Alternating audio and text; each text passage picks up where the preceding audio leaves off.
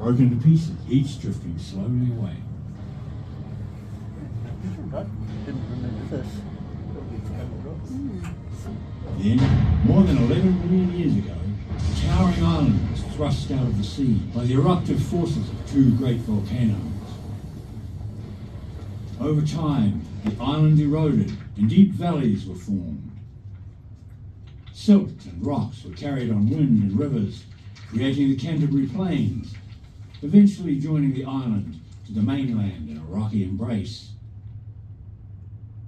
Ocean levels rose, and the ancient volcanic craters flooded with seawater, forming the Akaroa and Littleton harbours.